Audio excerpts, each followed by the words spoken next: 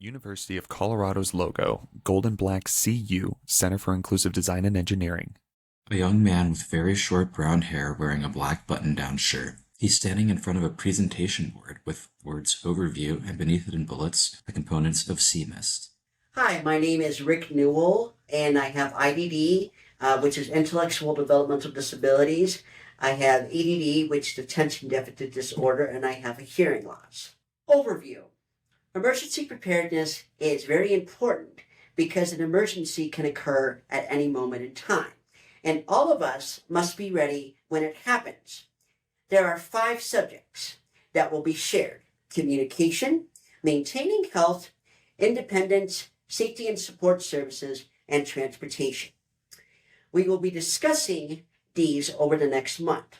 They are important subjects and are crucial to know about in an emergency because it will not only help you be prepared in the situation, but also help keep you calm and safe.